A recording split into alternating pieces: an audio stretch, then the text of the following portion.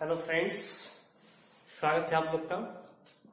आज का जो हम लोग का टॉपिक है वो क्लास 11th का स्ट्रक्चर ऑफ नेफ्रॉन। इसे हम लोग रीनल ट्यूब्यूल भी कहते हैं। रीनल ट्यूब्यूल या स्ट्रक्चर जो नेफ्रॉन, सबसे पहले समझते हैं कि नेफ्रॉन होता क्या है और नेफ्रॉन पाया कहां जाता है। तो ये पता है कि नेफ्रॉन की अगर हम लोग बात करें तो कह सकते हैं कि जो नेफ्रॉन है इट इज स्ट्रक्चरल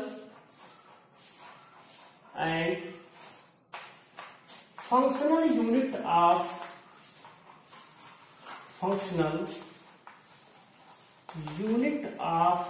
किडनी।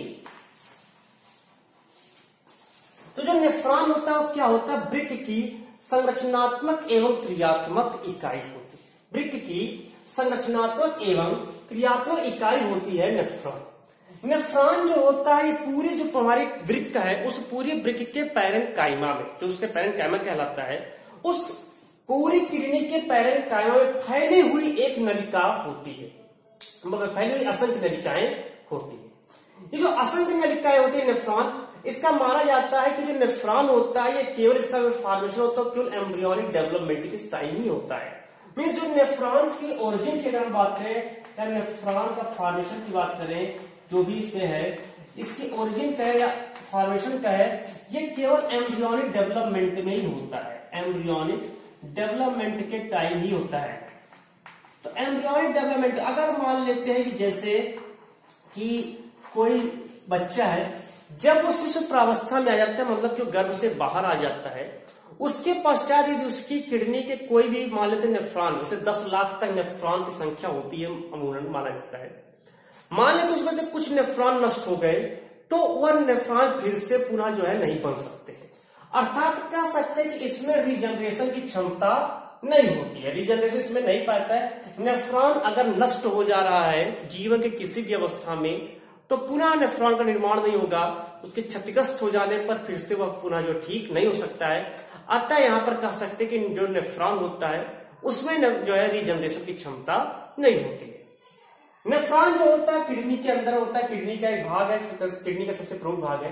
और इसी नेफ्रॉन में चूंकि इसको कहा गया structural and functional unit, structural and functional unit कहा गया, चूंकि ये नेफ्रॉन है, यही नेफ्रॉन उसकी पूरी किडनी की स्ट्रक्चर बनाती है। और साथ में फंक्शनल इसलिए क्योंकि जो यूरिन का फॉर्मेशन होता है, यूरिन सिंथेसिस होता है, जो मूत्र बनता है, वो मूत्र का निर्माण जो होता है वो इसी रीनल ट्यूब्यूल में यानी अर्थात जो है नेफ्रॉन में होता है। तो ये नेफ्रॉन की अगर हम बात करें फिगर समझे, एक नेफ्रॉन को बना करके उसको समझा जाए तो नेफ्रॉन का एक छोटा सा फिगर बना लेते हैं, फिर उसको समझ में आ जाएगा कि नेफ्रॉन होता क्या है। ये ट्यूब्यूल है, ठीक है।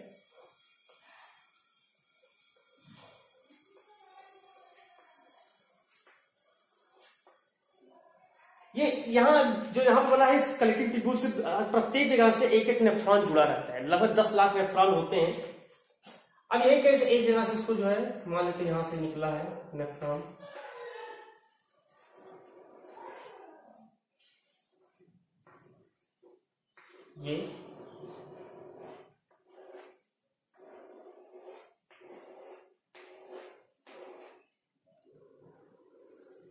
ये बाउमेंस कैप्सूल,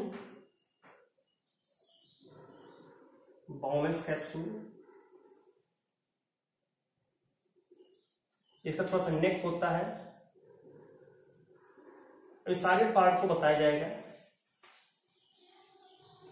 ये कुंडलित होता है, तो कहीं से इसको कुंडलित कर सकते हैं या नहीं करें उससे मतलब नहीं, कुंडलित होता है।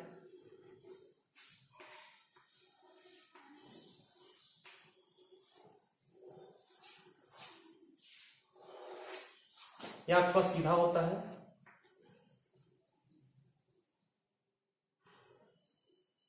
ये पतला सा यू शेप की आकृति,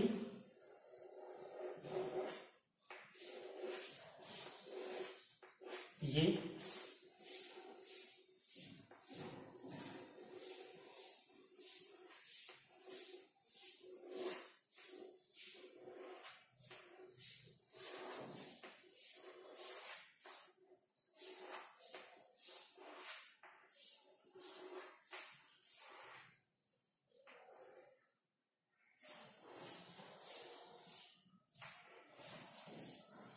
ये हुआ,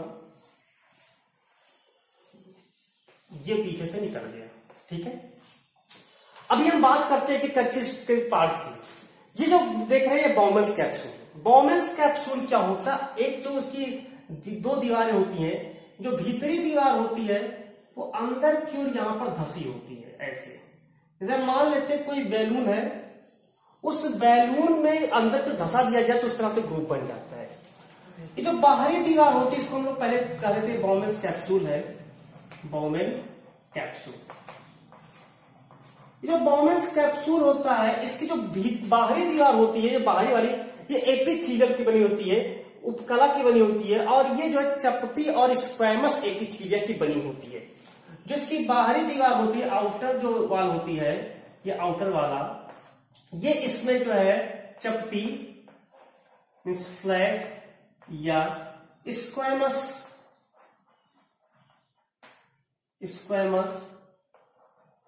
एपिथेलिया का बना हुआ होता है। जबकि इसकी जो भीतरी दीवार होती है ये विशिष्ट प्रकार की होती है, इसको कहते हैं पोडोसाइट। ये एक विशेष प्रकार की कोशिका से बनी होती है जो उसको कहते हैं पोडोसाइट। असल में जो पोडोसाइट होता है ये इस तरह से ना होकर के जगह जगह पर ये उंगली सदृश यहाँ पर प्रवर्ध निकले होते हैं, एक उंगली सदृश यहाँ पर जो प्रवर्ध निकले हुए बीच बीच में होते हैं। ये तो यहां पर एक उंगली सदृश प्रोजेक्शन लाइक स्ट्रक्चर यहां पर निकला रहता है जो पोडोसाइट होती है, जो बाउमेंस कैप्सूल है, उस बाउमेंस कैप्सूल का जो भीतरी वाला स्तर होता है वो विशेष प्रकार की कोशिका बना होती है, जिसे हम पोडोसाइट कहते हैं, और वो जगह जगह से उसमें प्रोजेक्शन लाइक स्ट्रक्चर या फिंगर लाइक स्ट्रक्चर निकला होता है। इसी में जो रुधिर को लेकर के आता है उसको कहते हैं एफरेंट आर्टियोल। मान लेते हैं ये रुधिर को लेकर के आ रहा है, इसको कहते हैं एफरेंट आर्टियोल। इस एफरेंट आर्टियोल के थ्रू जो है रुधिर, और रुधिर के साथ जो भी उसमें अपशिष्ट पदार्थ होंगे, जो उसमें यूरिन है, यूरिक एसिड, वो क्या नाम है, यूरिया है, या जो भी नाइट्रोजन है, जो भी अपशिष्ट पदार्थ है वो इसके साथ आते हैं रुधिर के साथ में, और ये आता है, और ये आ करके यहीं पर जो है एक प्रोजेक्शन लाइक यदि जो है बहुत सारे शाखाओं बढ़ जाता है, लगभग 50 समानांतर शाखाओं बढ़ कर जाता है, और फिर यहां से एक नली निकलती है, बाहर जाती है। जी हाँ,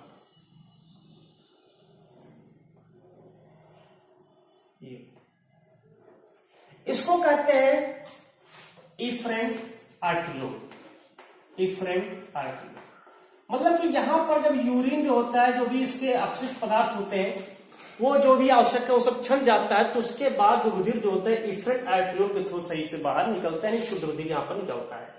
तो अंदर की ओर बहुत ही शाखाओं में ये बढ़ जाता है, छोटे छोटे कैपिलरी जो बढ़ जाता है, इसको कहते हैं, जो छोटे छोटे कैपिलरी बढ़ता होता है इसको कहा जाता है ग्लोमेरुलस। इसको कहते हैं ग्लोमेरुलस। जो ग्लोमेरुलस और बाउमेंस कैप्सूल है, ग्लोमेरुलस तथा बाउमेंस कैप्सूल है, उसकी हम लोग बात करें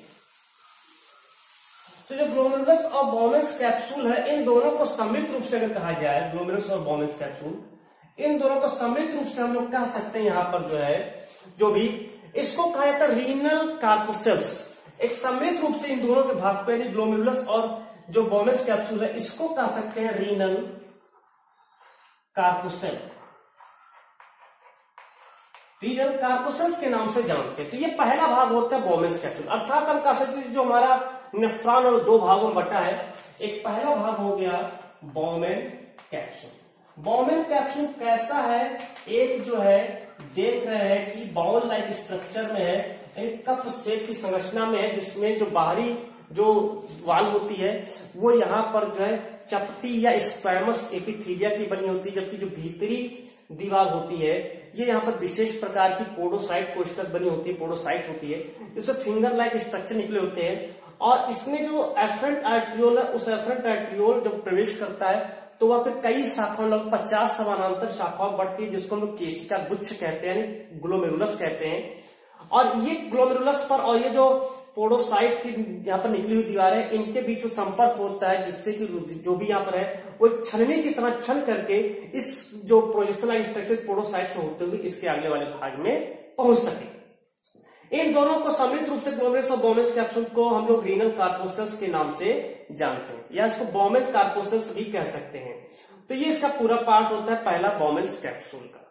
बॉमेंस कैप्सूल सबसे इंपॉर्टेंट पार्ट होता है, ये भी ध्यान रहे, बॉमेंस कैप्सूल सबसे इंपॉर्टेंट पार्ट है, क्योंकि जो अल्ट्रा फिल्ट्रेशन की प्रक्रिया होती है परानिस्यंदन, अल्ट्रा फिल्ट्रेशन मतलब कि जो है जो भी यहाँ पर निस्यंद आता है, जो भी इसमें अपशिष्ट पदार्थ आते हैं रुधिर के साथ में, उसके छलनाकरण की प्रक्रिया जो होता है अल्ट्रा फिल्ट्रेशन की जो प्रक्रिया होती है, वो अल्ट्रा फिल्ट्रेशन की प्रक्रिया इसी बॉमेंस कैप्सूल में हो जाती है।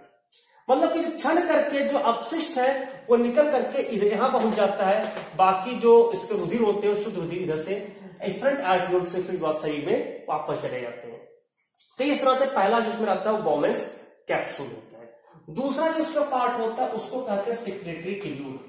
सेक्रेटरी ट्यूब्यूल, देखिए सेक्रेटरी ट्यूब्यूल होता है, स्रावी जो नलिकाएं होती हैं, इस बॉमेंस कैप्सूल को छोड़ करके बाकी जो यहां से लेकर के बाकी पार्ट तक यहां तक जो है ये सभी जो है स्रावी नलिका का ही एक भाग होता है। स्रावी नलिका में कौन कौन से भाग होते हैं, तो ये जो भाग होता है इसको कहते हैं, छोटा सा भाग होता है, इसको नेक कहते हैं, नेक, ग्रीवा। एक छोटे से ग्रीवा से जो बॉमेंस कैप्सूल है वो स्रावी नलिका से छोटे से जो है ग्रीवा के द्वारा जुड़ा होता है, उसके समीप जो होता है उसको कहते हैं पीसीटी, प्रॉक्सिमल कन्वॉल्यूटेड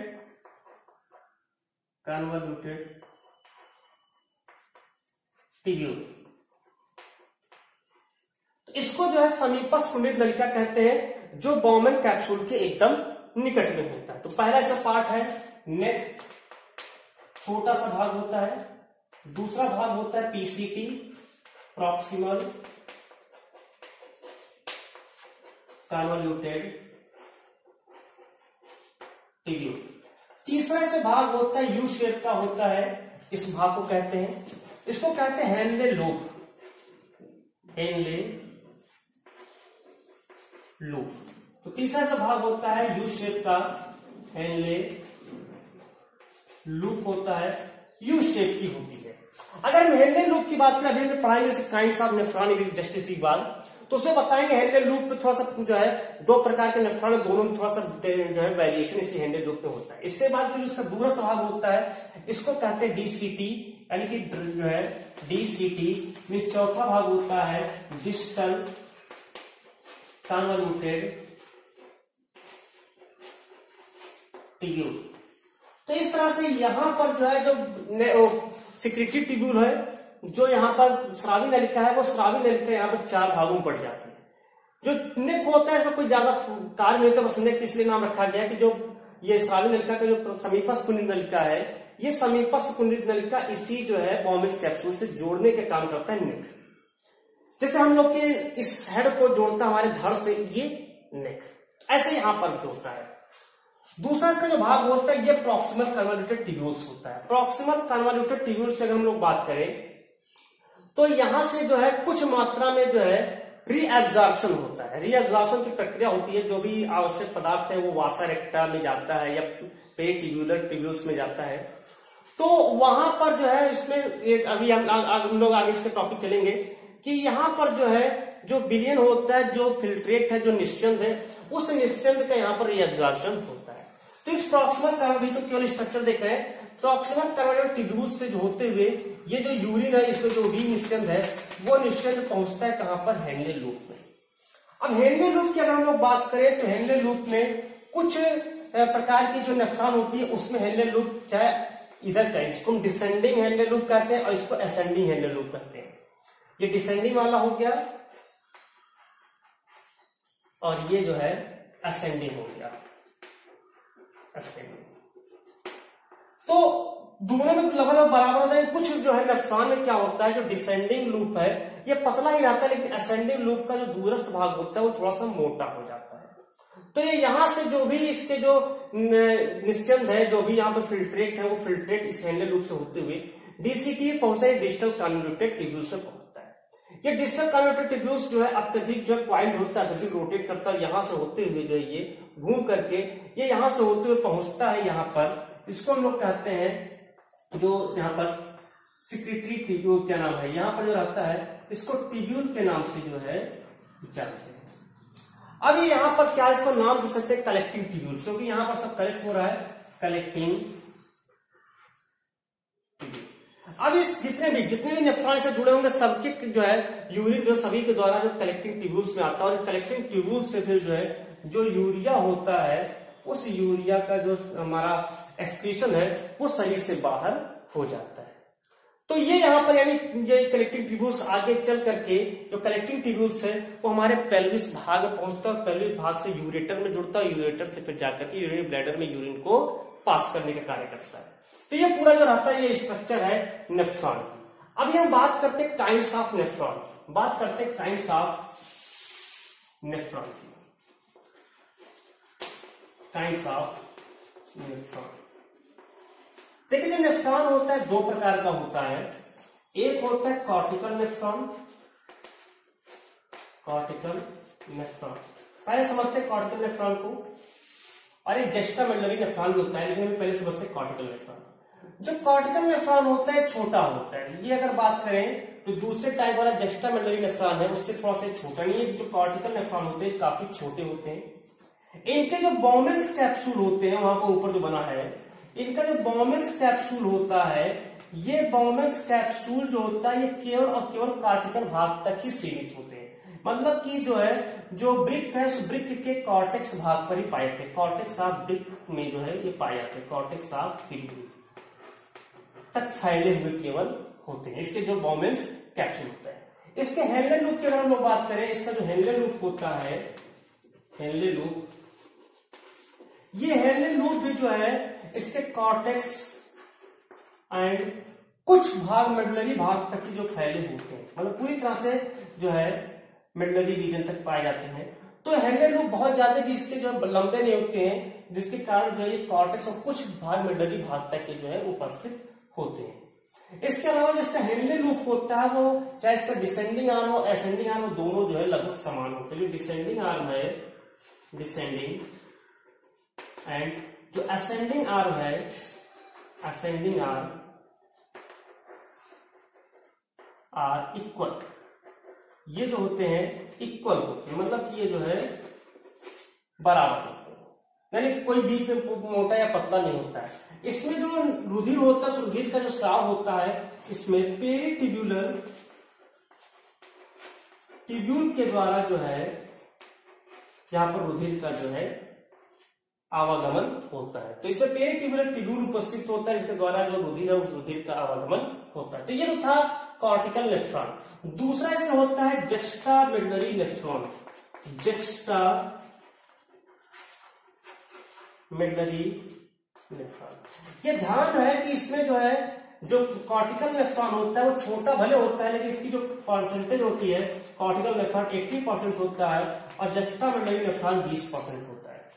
इसका जस्टामेडुलरी नेफ्रॉन के जो बात करें तो जस्टामेडुलरी नेफ्रॉन जो होते हैं काफी लंबे होते हैं, जबकि कॉर्टिकल नेफ्रॉन छोटे होते हैं। इसका बॉमेंस कैप्सूल केवल कॉर्टिकल भाग तक उपस्थित होता है, जबकि जस्टामेडुलरी नेफ्रॉन का जो बॉमेंस कैप्सूल होता है ये उसके मेडुला और कॉर्टेक्स के संगम क्षेत्रों पर पाए जाते हैं, जंक्शन पॉइंट पर पाए जाते हैं। तो इसका नाम है juxtamedullary, junction point of medulla, medullary region के जंक्शन पॉइंट पर प्रेजेंट होता है, तो इसका नाम है जस्टामेडुलरी नेफ्रॉन। इसके जो हेनले लूप है वो हमने कहा कि जो इसका हेनले लूप होता है कॉर्टेक्स और कुछ मेडुलरी भाग तक फैले होते हैं, जबकि जस्टामेडुलरी नेफ्रॉन अधिक लंबा होता है, इसलिए इसका जो हेनले लूप है वो मेडुलरी रीजन तक पूरी तरह से फैले हुए, पूरे मेडुलरी रीजन में फैले होते हैं, पूरे जो है मेडुला भाग में पाए जाते हैं। इसके हमने कहा कि डिसेंडिंग और असेंडिंग जो आर्म्स होते हैं हेनले लूप का ये इक्वल होता है, लेकिन इसका क्या होता है जस्टामेडुलरी नेफ्रॉन का डिसेंडिंग आर्म से पतला होता है, लेकिन हेनले लूप का जो दूरस्थ भाग है, जो डिस्टल भाग होता है वो दूरस्थ भाग यहाँ पर जो है वो काफी जो है मोटा होता है। तो ये यहाँ पर होता है। इसमें जो रुधिर का परिवहन होता है वो पेरिटिब्यूलर ट्यूब्यूल के द्वारा होता है, इसमें रुधिर का परिवहन, जबकि जस्टामेडुलरी नेफ्रॉन में रुधिर का परिवहन वासा रेक्टा के द्वारा होता है, वासा रेक्टा के द्वारा जो है इसमें रुधिर का परिवहन होता है। तो इस प्रकार ये जो नेफ्रॉन होते हैं दो प्रकार के होते हैं, कॉर्टिकल नेफ्रॉन होता है जो कि छोटा होता है लेकिन संख्या में अधिक होता है, एक जस्टामेडुलरी नेफ्रॉन होते हैं जो कि लंबे होते हैं लेकिन संख्या में कम होते हैं। दोनों में बहुत सारे वेरिएशंस पाए जाते हैं, आप इसको पहचान सकते हैं कि कौन सा कॉर्टिकल नेफ्रॉन और कौन सा जस्टामेडुलरी नेफ्रॉन होता है। हालांकि फंक्शन की बात करें तो फंक्शन जो होता है सेम होता है, दोनों का एक ही काम है यूरिन को वहां से छन्ना करना, पहले बाउमेंस कैप्सूल द्वारा उसका अल्ट्राफिल्ट्रेशन करना, फिर रीअब्जॉर्प्शन करना, और उसके बाद जो है उसको सेक्रेटरी ट्यूब्यूल से होते हुए, स्रावी नलिका से होते हुए शरीर से बाहर उस यूरिया को, उस अपशिष्ट पदार्थ को बाहर निकालना। तो इस तरह से जो नेफ्रॉन होता है, रीनल ट्यूब्यूल जिसको कहते हैं, ये क्या करता है, ये किडनी की एक संरचनात्मक और क्रियात्मक इकाई बनाती है जो सबसे आवश्यक होती है। लेकिन एक भी ध्यान रखना, इसमें रीजनरेशन की क्षमता नहीं पाई जाती, अर्थात एक बार ये जीवन कभी नष्ट हो जाती है तो इसको पुनः जो है पूरा प्राकृतिक रूप से या आर्टिफिशियल रूप से बनाया नहीं जा सकता है। तो इस प्रकार से जो है जो नेफ्रॉन होता है वो हमारे किडनी में सबसे प्रमुख भाग के रूप में उपस्थित होता है। तो ये हमारा जो आज का टॉपिक था वो था स्ट्रक्चर ऑफ नेफ्रॉन। अभी हमने इसके फंक्शन को नहीं पढ़ा है, क्योंकि हमने स्ट्रक्चर को यहाँ पर बताया है, फंक्शन को भी हम लोग आगे पढ़ेंगे। फंक्शन ऑफ नेफ्रॉन, नेफ्रॉन कैसे, उसका कार्य क्या है, उसमें यूरिन कैसे बनता है, यूरिन बनता कैसे, तो उसका अल्ट्राफिल्ट्रेशन कैसे होता है, रीअब्जॉर्प्शन कहाँ होता है, कब वो हाइपोटोनिक, कब वो आइसोटोनिक, कब वो हाइपरटोनिक, ये सारी प्रक्रिया भी हम लोग को आगे पढ़ना है। तब तक के लिए जो है जो नेफ्रॉन, इस नेफ्रॉन के स्ट्रक्चर को आराम से इसको देख ले, एक बार इसको पढ़ा, इसको जो है घर पर अपने रफली जो है डायग्राम इसको नोट कर ले और इसको जो है पढ़ते हैं। धन्यवाद।